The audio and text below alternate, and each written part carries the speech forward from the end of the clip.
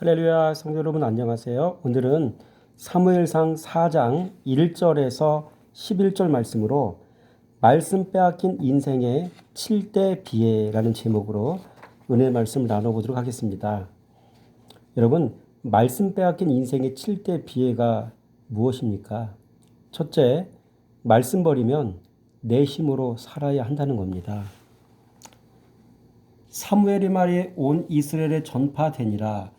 이스라엘은 나가서 블레셋 사람들과 싸우려고 에벤에셀 곁에 진치고 블레셋 사람들은 아벡에 진쳤더니 이스라엘 백성과 블레셋 사람들과 진을 치고 서로 싸워야 되는 거죠. 이 얘기는 이스라엘 백성들 입장에서 보니까 이제는 내 힘으로 싸워야 된다는 얘기입니다. 내 힘으로 인생을 살아야 된다는 얘기죠. 그래서 내 힘으로 사람과 싸워야 하고 내 힘으로 또 세상과 싸워야 하는 게 바로 말씀 버린 인생의 첫 번째 비애입니다. 모든 걸 내 힘으로 해야 합니다. 그렇죠? 두 번째로 말씀 버리면 사람 앞에서 패하는 인생이 됩니다. 여러분 2절 말씀 보세요. 블레셋 사람들이 이스라엘에 대하여 전열을 벌이니라. 그 둘이 싸우다가 이스라엘의 블레셋 사람들의 앞에서 패하여 그들에게 전쟁에서 죽임을 당한 군사가 4,000명 가량이라 이렇게 이야기하죠.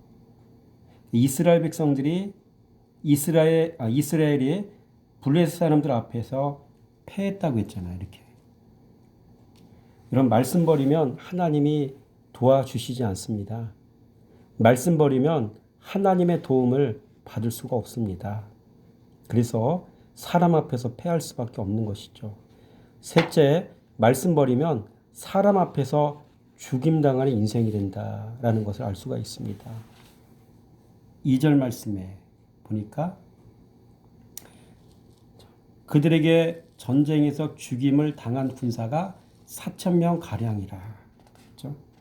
여러분 하나님의 보호막이 거친다는 이야기입니다. 여러분 한때 내 의지와 상관없이 일어난 일이 있었습니다. 그러나 이 사실을 알 턱이 없는 사람들의 입장에서 보면 내가 죽일 놈이 되는 일이 있었습니다. 그날 밤 이 일로 잠을 이루지 못했습니다. 그런데 꿈에서 하나님이 이 일을 가려 주시겠다는 사인을 보여주셨습니다. 꿈에 보니까 벽면이 하얀 그런 벽 위에 일렬로 일정한 간격으로 못이 박혀 있었습니다. 그 못에 둥근 화환을 거는 일을 해야 했었습니다. 사람들이 일제히 벽에 긴 사다리를 기대 놓고 올라가서 화환을 달았습니다. 꿈에 보니까.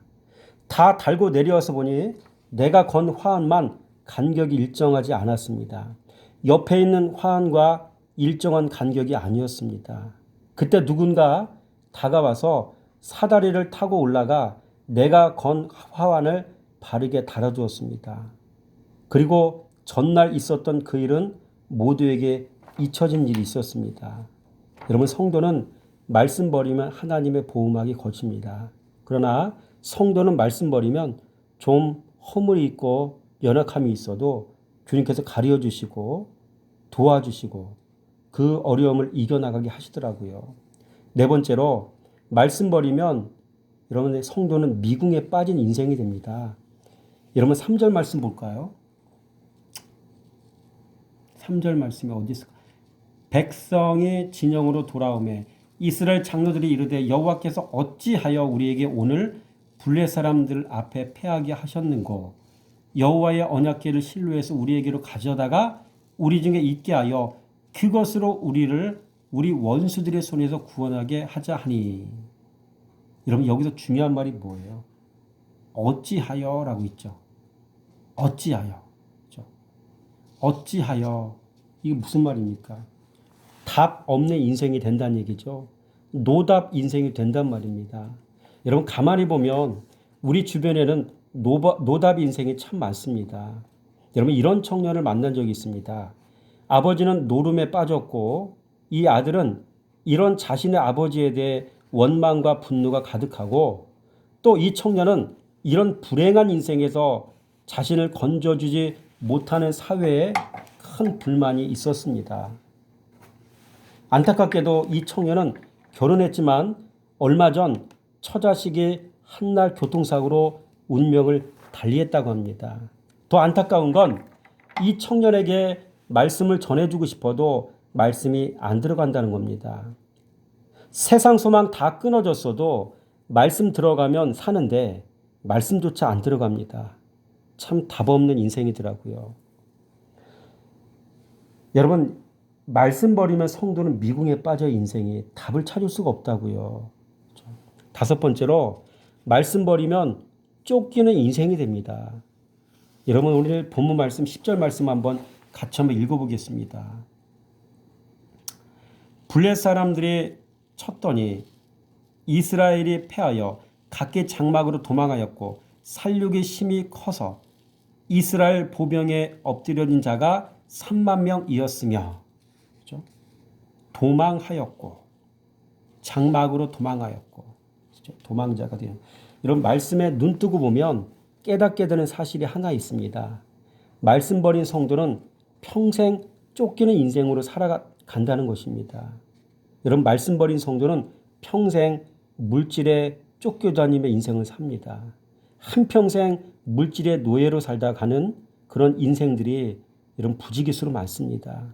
심지어 교회 안에서조차 그런 사람들이 참 많습니다. 말씀이 주인이 아니라 재물이 주인 되었으니 당연한 결과입니다. 여러분, 마태복음 6장 24절 말씀에 보면 하나님과 재물을 겸하여 섬길 수 없다고 하셨습니다. 하나님이 아닌 재물을 주인 삼으니 평생을 재물신이 주신 염려라는 선물 보따리에 짊어지고 살아가야 되기 때문에 염려가 떠나가지 않는 겁니다. 그렇습니다. 말씀 버린 성도는 평생 물질 쫓아다니며 살아요. 둘째로 말씀 버린 성도는요, 평생 시간에 쫓겨다니며 살아요. 시간을 지배하지 못합니다. 시간을 다스리지 못합니다. 진리가 들어오지 않으니 우선순위가 정해지지 않았기에 두서없이 모든 것을 다 해야 하기 때문에 늘 시간에 쫓기고 사는 겁니다. 세 번째로 말씀 버린 성도는 평생 사람에게 쫓겨다니며 살아갑니다. 여러분, 우리 주변에는 열등감과 비교의식에 사로잡혀 사는 사람이 참 많습니다. 또 타인을 보며 자신을 비하하는 사람도 많습니다. 또 남을 의심하며 피해의식에 사로잡혀 사는 사람도 참 많습니다. 실제로 이런 사람을 본 적이 있습니다. 이 사람은 늘 남을 의식합니다. 상대방이 나를 해하려고 한다는 생각을 하며 살아갑니다. 그래서 사람들을 늘 적대감을 갖고 대합니다. 네 번째, 이런 말씀 버린 성도는 평생 자신의 마음을 다스리지 못하고 자신의 왜곡된 감정에 지배받고 살아갑니다. 그래서 마음에 분노가 가득하고 혈기가 가득하고 살기가 등등합니다. 그러고 보면 이 시대는 교회 안에 있으면서도 시간에 쫓기고 물질에게 쫓기고 사람에게 쫓기고 자기 자신에게 쫓기며 살아가는 사람이 참 많은 것 같습니다. 그러다 보니 정작 내 인생을 살지 못하는 사람이 참 많은 것 같습니다. 이 모두는 교회는 다녀도 진리를 주인 삼지 않은 결과입니다. 그런데 이 사실을 말해줘도 사람들은 잘 모릅니다. 깨닫질 못합니다. 그래서 아이러니할 수밖에 없습니다. 여섯 번째로, 이런 말씀 버리면 엎드려지는 인생이 됩니다. 여러분, 10절 말씀 보세요. 이스라엘 보병에 엎드려진 자가 3만 명이었으며, 엎드렸다고 했죠. 이런 말씀 버리면 성공하는 인생 같으나 결국 실패하는 인생이 됩니다. 뭔가 붙잡은 것 같으나 모래같이 움켜진 것이 다 빠져나갑니다. 일곱 번째, 이런 말씀 버리면 모든 것을 잃어버리는 인생이 되더라고요. 여러분, 11절 말씀 보세요. 하나님의 괴는 빼앗겼고 엘리의 두 아들 홈리와 비느하스는 죽임을 당하였더라. 그렇죠? 엘리의 두 아들, 이 사람들이 죽임을 당했댔잖아요. 말씀 버리면 모든 걸 다 잃어버려요. 자기 자신의 생명보다 더 중요한 것이 자녀들의 생명 아닙니까? 이 자녀를 다 잃어버렸다는 얘기예요. 참 안타까운 인생이죠. 뿐만 아니라 자신의 생명도 여러분 잃어버릴 수밖에 없습니다. 그래서 4장 18절 말씀을 제가 읽어 드릴게요. 하나님의 괴를 말할 때 엘리가 자기 의자의 뒤로 넘어져 문 곁에서 목이 부러져 죽었으니. 그렇죠? 여러분 마태복음 16장 26절 말씀해 보니까 이와 관련해서 이렇게 기록합니다. 사람이 만일 온 천하를 얻고도 제 목숨을 잃으면 무엇이 유익하리요? 사람이 무엇을 주고 제 목숨과 바꾸겠느냐. 그렇죠? 자신의 생명도 잃어버렸던 엘리 이런 모든 걸 다 잃어버린 거 아닙니까? 자식들의 목숨도 잃어버렸죠. 자기의 생명도 잃어버렸죠. 말씀 버리면 인생이 이렇게 된다는 사실을 보면서 두려워해야 됩니다. 말씀 붙잡을 수밖에 없는 이유를 발견하셔야 됩니다. 큰 두 번째로 여러분 하나님의 괴, 다른 말로 말씀이죠. 하나님의 말씀 빼앗긴 사건이 의미하는 것이 있어요. 두 가지가 있습니다. 11절 말씀해 보니까 하나님의 괴는 빼앗겼고 이 괴, 말씀을 빼앗기니 인생을 내 힘으로 살아야 되고 사람 앞에서 패배하게 되고 죽임 당하고 답 없는 인생이 되고 그리고 엎드려지는 인생이 되고 도망자 인생이 되고 그렇죠. 여기서 다 시작이 되는 거예요. 말씀 빼앗겼을 때 인생은 여기서 시작이 됩니다. 여러분 하나님의 첫 번째 하나님의 괴를 빼앗겼다는 것은 곧 하나님의 보호막이 거쳤다는 뜻입니다. 그래서 전쟁 중 이스라엘 백성 중 4,000명이 죽어나가지 않았습니까? 2절 말씀 보세요. 4,000명가량인데 군사가 4,000명 죽었대요. 적은 수도 아니잖아요. 이런 뜻이.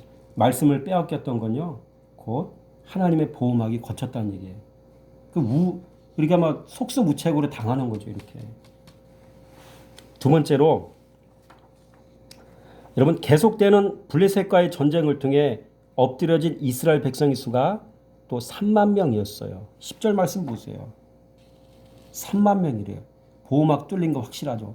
4,000명, 3만 명. 와, 3만 4천 명이 말씀 보호막 뚫리니까 그대로 죽어나가는 거예요.